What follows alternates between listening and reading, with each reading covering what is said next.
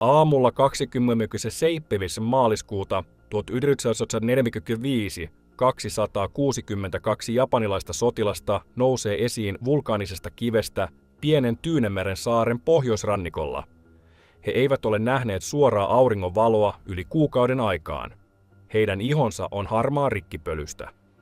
Heidän univormunsa ovat jäykkiä kuivuneesta hiestä ja kuivuneesta verestä. Monet heistä eivät juuri pysy pystyssä. He ovat aseistautuneet bajoneteilla, miekoilla, granaateilla ja niillä kivääreillä, jotka he onnistuivat kantamaan tunneleiden läpi. He eivät antaudu, he hyökkäävät. Siihen mennessä, kun aurinko nousee sinä aamuna, suurin osa heistä on kuollut. Nämä miehet ovat eläneet 36 päivää itse saaren sisällä. Käsityönä vulkaaniseen kiveen, louhitussa tunneliverkostossa, jossa kivi on paikoin niin kuumaa, että seinät nostattavat rakkuloita paljaalle iholle. Tunneleissa, jotka ovat täynnä rikkihöyryjä, jotka polttavat keuhkoja. Tunneleissa, joissa ei ole valoa, ei puhdasta vettä, ei kunnollista tuuletusta. Tunneleissa, jotka on suunniteltu ei elämisen paikaksi, vaan paikaksi kuolla hitaasti samalla kun viholliselle yläpuolella aiheutetaan mahdollisimman suuri hinta. Saari on Iwo Jima. 8 neliömailia mustaa vulkaanista hiekkaa ja kiveä, joka sijaitsee noin 1200 kilometriä etelään Tokiosta. Amerikkalainen lippu on jo nostettu sen korkeimmalle huipulle. Amerikkalaiset sanomalehdet ovat jo julistaneet taistelun voitoksi. Amerikkalaiset komentajat ovat jo siirtyneet seuraavaan operaatioon, ja 800 metriä näiden komentajien alapuolella, absoluuttisessa pimeydessä, miehet taistelevat edelleen. Jos haluat ymmärtää, millaista noiden 36 päivän maan alla eläminen todella oli, ei sitä taistelua, jonka kamerat tallensivat, vaan sitä sotaa, joka käytiin paikoissa, joihin mikään kamera ei yltänyt, pysy kanssamme. Paina tykkäysnappia heti nyt. Se auttaa meitä tuomaan nämä unohdetut tarinat useammille ihmisille. Jotta ymmärtäisit, mitä Iwo Jiman alla tapahtui, sinun täytyy ymmärtää mies, joka sen suunnitteli. Tadamichi Kuribayashi on 53-vuotias, kun hän saa saaren komentajuuden kesäkuussa 1974. Hän ei ole tyypillinen japanilainen kenraali. Hän on viettänyt vuosia ulkomailla. Hän opiskeli Harvardissa. Hän palveli sotilasasiamiehenä Washingtonissa ja Kanadassa. Hän ajoi autolla halki Yhdysvaltojen. Hän söi amerikkalaisissa kodeissa. Hän katseli amerikkalaisia tehtaita. Hän näki omin silmin sen teollisen kapasiteetin, jonka kanssa Japani oli nyt sodassa. Kun hän saa komentajuuden Iwo Jimasta, hän tekee jotain, mitä melkein kukaan muu Tyynemeren sodan japanilainen komentaja ei tehnyt. Hän hyväksyy täysin ja ilman illuusioita, että hän tulee häviämään. Saari kaatuu. Hän kuolee siinä. Jokainen hänen komentamansa mies kuolee siinä. Ainoa kysymys on, mitä nuo kuolemat maksavat viholliselle. Tämä muuttaa kaiken siinä, miten hän valmistautuu. Vakio japanilainen doktriini Tyynemeren saarten puolustamisessa oli kohdata amerikkalaiset rannoilla, estää maihin nousu ennen kuin se ehtii vakiintua, heittää kaikki voimat ensimmäisiin 24 tuntiin ja murtaa hyökkäys vesirajassa. Tämä doktriini epäonnistui Taravalla, se epäonnistui Saipanilla, se epäonnistui Guamilla. Joka kerta, kun japanilaiset yrittivät sitä, tulos oli sama. Amerikkalainen laivaston tykistö ja ilmavoimat tuhosivat ranta-asemat ennen kuin maihin nousu edes alkoi. Puolustajat kuolivat konekivääripesäkkeissään. Amerikkalaiset marssivat sisämaahan. Kuribayashi katsoo tätä tilastoa ja päätyy johtopäätökseen, joka herättää merkittävää vastustusta omassa esikunnassaan. Hän ei aio puolustaa rantoja. Hän antaa amerikkalaisten maihin nousun. Hän antaa heidän tulla maihin vastarinnatta, kävellä itse varmasti sisämaahan ja sitten hän tappaa heidät heidän jalkojensa alta. Hän käskee rakentaa tunneliverkoston. Ei muutamaa bunkkeria, jotka on yhdistetty käytävillä. Verkostosta 18 kilometriä tunneleita, jotkut tiedot antavat korkeamman luvun. Useita tasoja, satoja toisiinsa yhteydessä olevia asemia, komentokeskuksia, jotka on haudattu 20 metrin syvyyteen. Sairaaloita, ammusvarastoja, makuutiloja, viestiyhteyksiä, vesisisternoja. Jokainen konekivääriasema yhdistetty toisiinsa käytävillä, jotka mahdollistavat puolustajien katoamisen yhdestä taisteluasemasta ja ilmestymisen toiseen satoja metrejä etäämmäksi, kun amerikkalaiset yrittävät yhä selvittää, mistä tuli. Työ tehdään käsityönä, raskasta kalustoa ei ole saatavilla. Kivi on vulkaanista, paikoin poikkeuksellisen kovaa, toisinaan murenevaa ja epävakaata. Tunnelien sisälämpötila ylittää usein 55 celsiusastetta geotermisen toiminnan vuoksi. Paikoin höyryä purkautuu. Rikkihöyryt ovat jatkuva ongelma. Tunnelissa työskentelevät miehet voivat olla maan alla vain lyhyitä aikoja ennen kuin heidän täytyy tulla ylös hengittämään. Työ jatkuu kuukausia, siihen mennessä kun amerikkalaiset maihin nousivat helmikuussa 1975, verkosto on suurelta osin valmis. 21 000 japanilaista sotilasta ja merivoimien henkilöstöä on saaren sisällä hajautettuna järjestelmään. Heillä on kiväärejä, konekiväärejä, granaatinheittimiä, tykkejä, jotka on kätketty luoliin teräsovien taakse, jotka sulkeutuvat jokaisen laukauksen jälkeen. Panssarintorjuntatykit asetettu ampumaan aukkojen läpi, joita amerikkalaiset eivät näe ennen kuin ase ampuu. Kuribayashi antaa miehilleen käskyn, jota hän toistaa yhä uudelleen. Jokaisen sotilaan tulee tappaa 10 amerikkalaista ennen kuin hän itse kuolee. 10 yhtä kohti. Se on hinta. Se on ainoa voitto, joka heille enää jää. Hän antaa myös toisen käskyn, vähemmän kuuluisan, mutta yhtä tärkeän. Ei tule olemaan Banzai-hyökkäyksiä. Ei joukkoitsemurhia taistelun alussa. Japanilaisten tavanomainen taktiikka heittää kaikki voimat viholliseen viimeisessä epätoivoisessa hyökkäyksessä on kielletty. Hänen miehensä taistelevat tunneleista. He aiheuttavat tappioita kärsivällisesti. He eivät anna amerikkalaisille tyydytystä varhaisesta ratkaisevasta yhteenotosta. Monet hänen alaisistaan upseereista pitävät tätä kunniattomana. Heidät on kasvatettu ajatukseen, että japanilaisen sotilaan oikea kuolema on hyökkäyksessä vihollista vastaan, miekka koholla, keisarin nimeä huutaen. Kuribayashi pyytää heitä kuolemaan maanreiissä viikkojen ajan. Hän pyytää heitä taistelemaan sodan tapaa, joka menee vastaan kaikkea, mihin heitä on koulutettu uskomaan. Hän vaatii. Hänellä on valta. Käsky pysyy voimassa. 11. helmikuuta 1945 Yhdysvaltain merijalkaväki maihin nousee Iwo Jimalle, 3 merijalkaväkidivisioonaa, 70 000 miestä. Heidän takanaan yksi koko Tyynenmeren sodan suurimmista merivoimien pommituksista. 3 päivää ennen maihin nousua saarta on pommitettu kaikella, mitä Yhdysvaltain laivasto voi heittää, taistelulaivoja, risteilijöitä, lentotukialusten koneita. Rannikkojen vulkaaninen tuhka on muokattu kuunmaisemaksi. Merijalkaväkimiehet tulevat maihin odottaen kovaa vastarintaa. He saavat melkein mitään. Ensimmäiset 20 minuuttia maihin nousun jälkeen rannat ovat hiljaiset.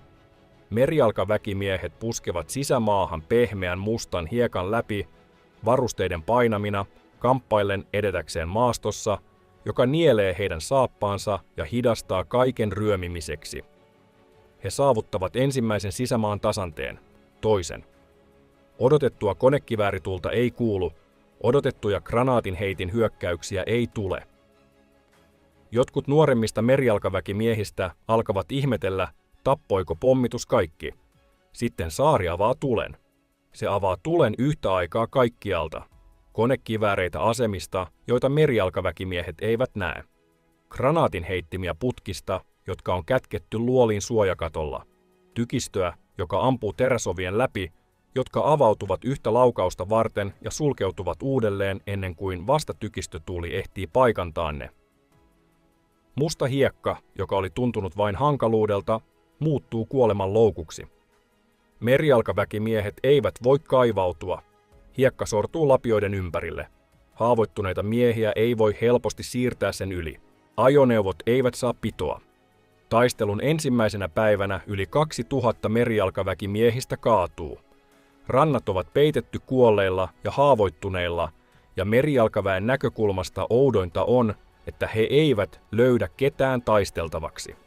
Japanilaisten tuli tulee ja sitten lakkaa. Asema, joka ampui hetki sitten, on nyt hiljainen.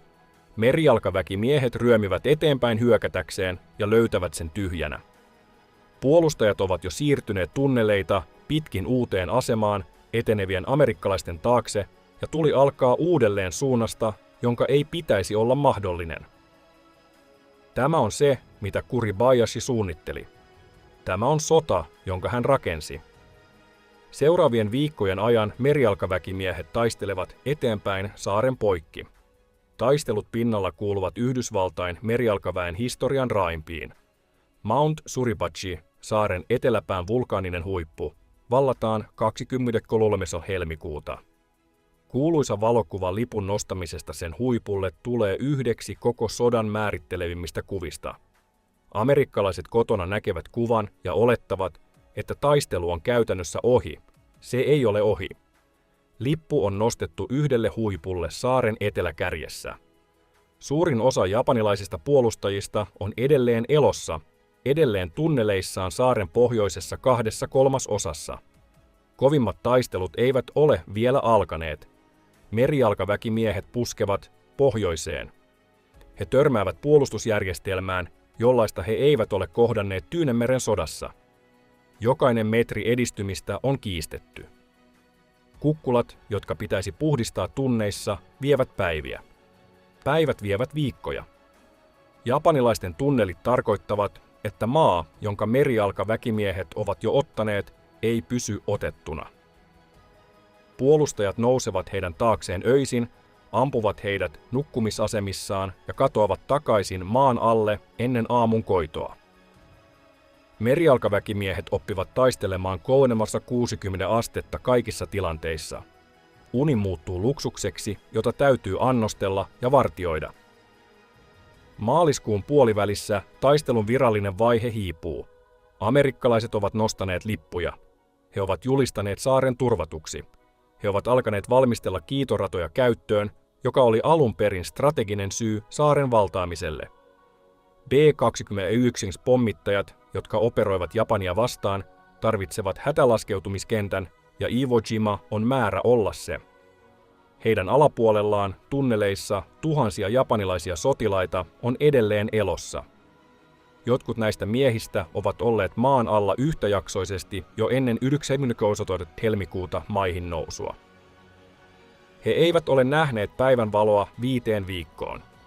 Heidän tunneliosionsa on katkaistu vähitellen, kun merijalkaväkimiehet ovat edenneet pinnalla.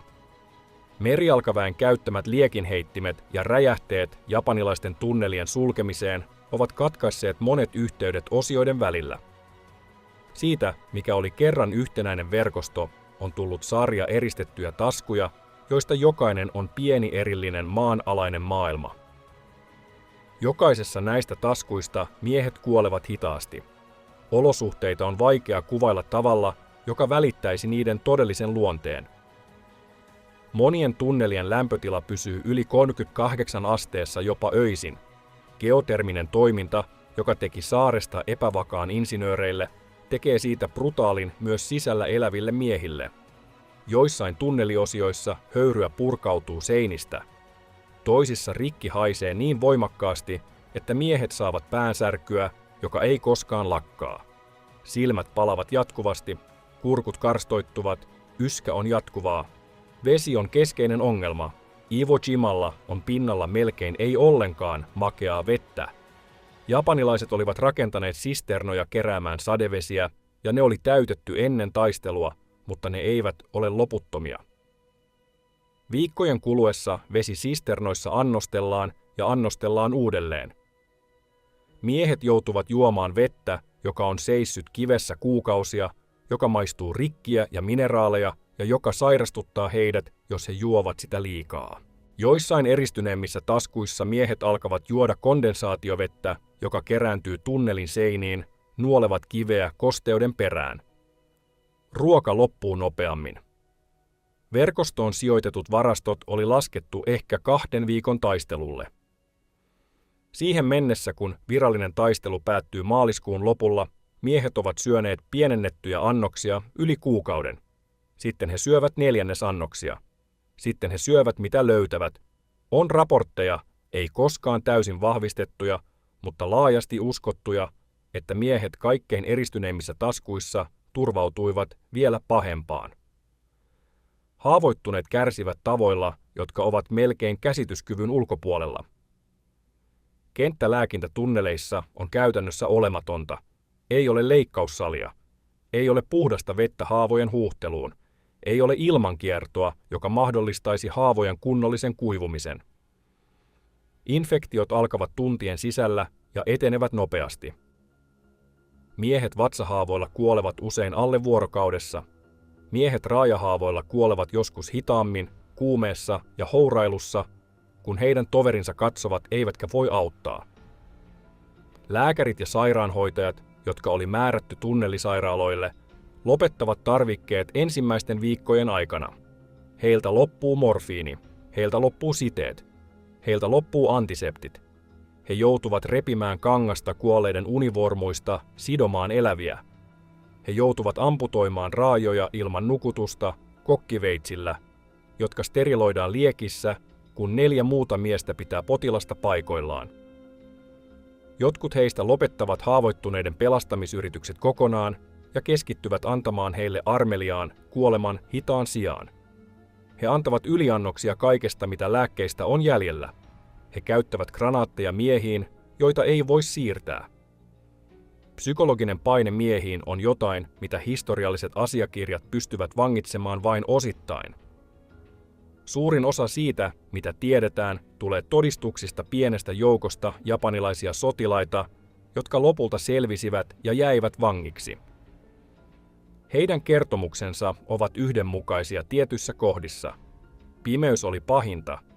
Useimmissa tunneliosioissa ei ollut pysyvää valaistusta. Lamput sytytettiin vain tiettyihin tehtäviin ja sammutettiin sitten polttoaineen säästämiseksi. Miehet viettivät päiviä kerrallaan absoluuttisessa mustassa, kuunnellen kaukaisia taistelun ääniä pinnalla, kuunnellen tovereiden yskimistä ja kuolemista läheltä, kuunnellen mitään. Räjäytyslatausten ääni yläpuolelta tuli heidän elämänsä jatkuvaksi taustaksi. Merijalkaväkimiehet pinnalla sulkivat tunnelien suuaukkoja järjestelmällisesti. Muutaman tunnin välein jossain verkostossa aukko sortui. Miehet tunneleissa tunsivat tärinän kiven läpi, kuulivat vaimean räjähdyksen yläpuolellaan ja tiesivät, että toinen uloskäynti oli suljettu. Jokainen sortuma pienensi heidän maailmaansa. Jokainen sortuma tarkoitti, että osa verkostosta, jonka läpi he olisivat voineet liikkua, oli nyt poikki ikuisesti. Jotkut heistä alkoivat menettää ajan tajun täysin. Ei ollut päivää, ei ollut yötä. Oli vain annosten jako, joka tapahtui aikataululla, joka kävi yhä epäsäännöllisemmäksi tarvikkeiden hupetessa, ja säännölliset käskyt siirtyä uuteen paikkaan säilyneissä tunneleissa. Miehet nukkuivat kun pystyivät, söivät kun oli ruokaa ja odottivat, että jotain tapahtuisi. Se, mitä he odottivat, kävi yhä epäselvemmäksi. Jotkut heistä rukoilivat. Jotkut kirjoittivat kirjeitä, joita he eivät koskaan lähettäisi. Vihkoihin, jotka myöhemmin merijalkaväkimiehet löysivät puhdistaessaan tunneleita. Jotkut vain lakkasivat puhumasta. Upseerit raportoivat, että miehet syvimmissä osioissa, ne jotka olivat olleet maan alla pisimpään, näyttivät joskus menettäneen kyvyn vastata kysymyksiin. He istuivat ja tuijottivat kiviseiniä eivätkä liikkuneet käskystä. Muille miehille täytyi antaa tehtäväksi varmistaa, että he jatkoivat syömistä ja juomista. Kaiken tämän läpi Kuribayashi jatkaa komentamista. Hän on perustanut päämajansa tunnelikompleksiin saaren pohjoisosassa. Yhteys eri elossa oleviin joukkojen taskuihin on katkeilevaa. Jotkut hänen alaisistaan komentajista on tapettu. Jotkut tunneliosiot ovat menettäneet yhteyden täysin ja operoivat omalla aloitteellaan. Taistelevat minkä taistelun voivat, kuolevat kun täytyy. Hän lähettää viestejä, joita voi. Hän vastaanottaa raportteja, joita voi. Hän ymmärtää täydellä selkeydellä, että tilanne on päättymässä. Maaliskuun lopulla, kun merijalkaväen joukot vakiinnuttavat otettaan pinnalla ja amerikkalaiset B-29 koneet jo alkavat käyttää kiitoratoja, joiden valtaamisesta taistelu käytiin, Kuribayashi tekee päätöksensä. Miehet tunneleissa kuolevat. Siitä ei ole epäilystä. Ainoa jäljellä oleva kysymys on, miten he kuolevat. He voivat kuolla nälkään, janoon ja infektioon pimeässä. Heidät voidaan tappaa yksi kerrallaan, kun merijalkaväkimiehet puhdistavat jokaisen tunneliosion räjähteillä ja liekillä. Tai he voivat tulla ulos ja taistella. Hän ei käskenyt Banzai-hyökkäystä. Hän on kieltänyt ne koko taistelun ajan ja kieltää ne nyt. Sen sijaan hän käskee jotain kurinalaisempaa, koordinoitua lopullista hyökkäystä. Useita ryhmiä nousee useista tunnelin suuaukoista hyökkäämään tiettyihin kohteisiin. Tavoitteena ei ole kuolla huutaen. Tavoitteena on aiheuttaa mahdollisimman suuret tappiot amerikkalaisille ennen kuin heidät tapetaan. Hänen kuolemansa tarkat yksityiskohdat ovat epävarmat. On useita versioita. Jotkut lähteet sanovat, että hän johti lopullista hyökkäystä henkilökohtaisesti ja kuoli taistelussa. Toiset lähteet sanovat, että hän teki rituaalisen itsemurhan ennen hyökkäyksen alkua lähetettyään miehensä eteen. Hänen ruumiinsa sijaintia ei ole koskaan lopullisesti tunnistettu. Hän melkein varmasti tapettiin jossain saaren pohjoisosassa maaliskuun 1945 viimeisellä viikolla. Hänen viimeinen käskynsä pannaan täytäntöön. Varhain aamulla 27. maaliskuuta 1945 jossain 200 ja 300 japanilaisen sotilaan välillä nousee esiin tunneleista saaren luoteisosasta. Tarkka luku vaihtelee lähteiden välillä. He ovat olleet maan alla eri pituisia aikoja, mutta monille heistä tämä on ensimmäinen kerta yli kuukauden aikana, kun he näkevät avoimen taivaan. He hyökkäävät amerikkalaisten asemien kimppuun kiitoratojen lähellä. Alueen amerikkalaiset joukot eivät ole merijalkaväkeä. Merijalkaväki on suurelta osin vedetty pois. Alueen miehet ovat armeijan ilmavoimien henkilöstöä, merirakennuspataljoonaa ja pilottien, jotka työskentelevät kiitoratojen saattamiseksi toimintakuntoon. He ovat aseistautuneita, mutta eivät puolustusasemissa. He eivät odota hyökkäystä. Taistelun pitäisi olla ohi. Seuraa yksi koko taistelun raimmista lähitaisteluista, joka tapahtuu viikkoja sen jälkeen, kun taistelu oli virallisesti julistettu voitoksi. Japanilaisten hyökkäys iskee amerikkalaisten asemiin pimeydessä. Teltat revitään auki bajoneteilla, miehiä tapetaan makuupusseissaan. Pilotit taistelevat pistoolien kanssa sotilaita vastaan, joilla on miekkoja. Taistelu jatkuu tunteja. Siihen mennessä, kun se päättyy, yli 100 amerikkalaista sotilashenkilöä on kuollut tai haavoittunut. Japanilaisten joukko on melkein kokonaan tuhottu. Pieni määrä selviytyjiä vetäytyy takaisin mihin tahansa jäljellä oleviin tunnelin suuaukkoihin.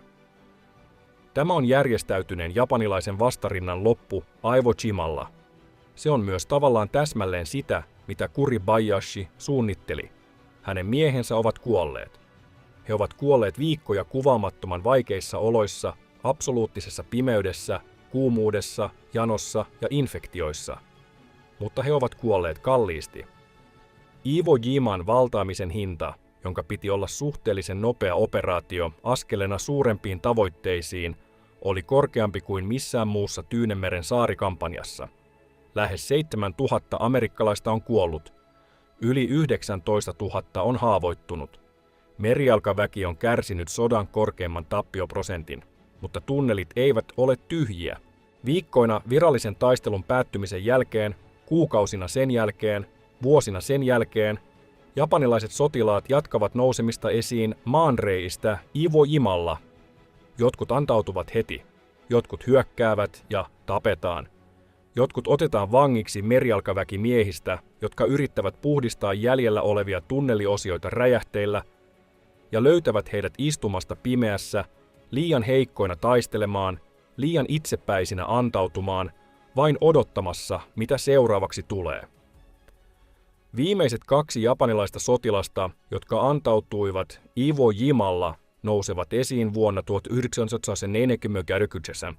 Heidän nimensä ovat Yamakake Kufuku ja Matsudo Linsoki. He eivät ole upseereita. He ovat rivimerisotilaita. He olivat saarella, kun amerikkalaiset maihin nousivat helmikuussa 1945.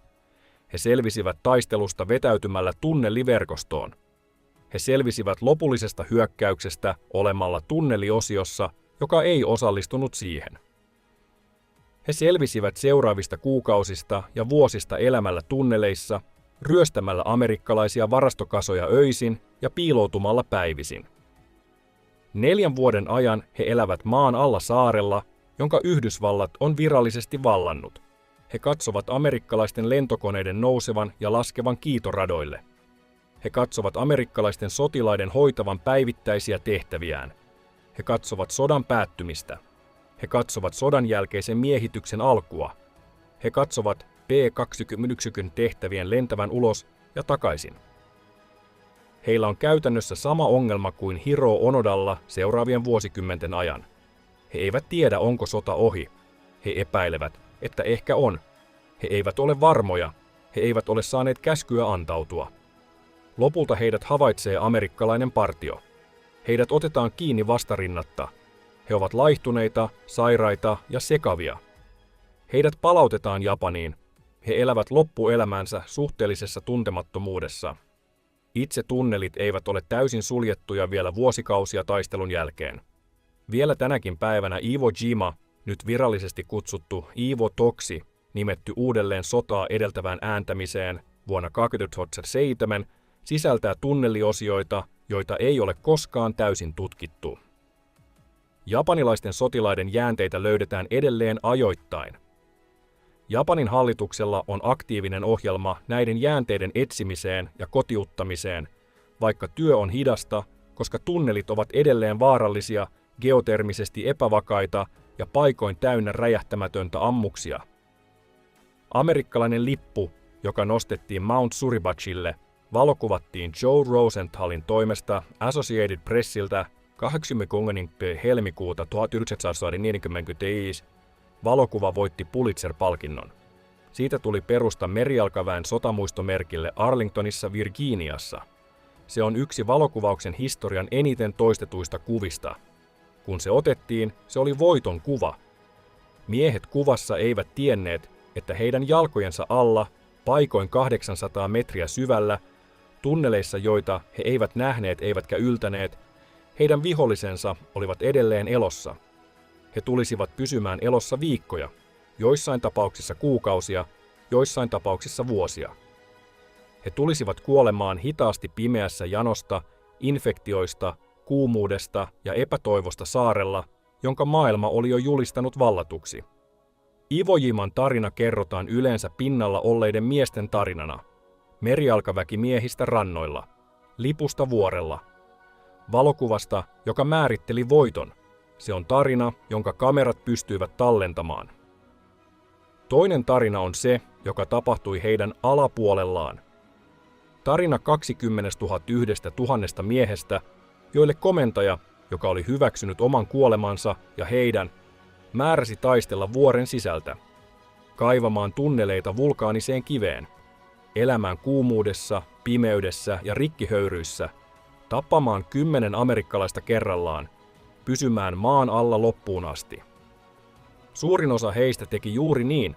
21 000 japanilaista sotilasta ja merimiestä meni Iwo Jiman tunneleihin.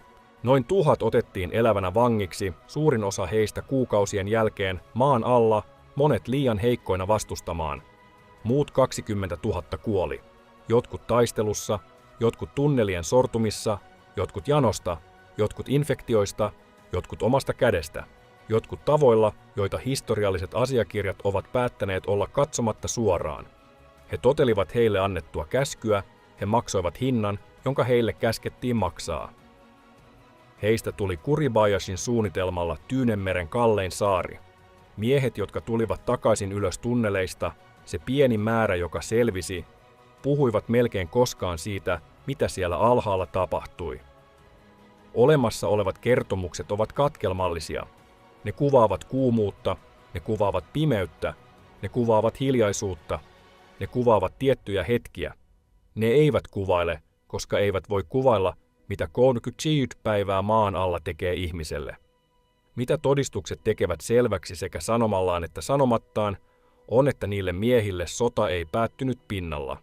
Sota päättyi pimeydessä, kun viimeinen vesivara loppui, tai viimeinen granaatti käytettiin, tai viimeisen lampun liekki sammui, eikä sitä sytytetty uudelleen. Sota päättyi, kun tunnelissa ei ollut enää mitään jäljellä, paitsi mies, yksin tai toverin kanssa, päättämässä mitä tehdä jäljellä olevalla ajallaan. Se on tarina valokuvan alla. Se on sota, jota mikään kamera ei voinut tallentaa. Se on se, mitä 36 päivää Iivo Jiman sisällä todella oli. Jos tämä tarina kosketti sinua, tykkää ja tilaa. Löydämme näitä unohdettuja tarinoita joka päivä. Jätä kommentti ja kerro meille, mitä olisit tehnyt, jos olisit ollut yksi niistä miehistä noissa tunneleissa, olisitko tullut ulos taistelemaan vai jäänyt pimeyteen. Ja katso seuraava video. Et usko, mitä tämä mies teki.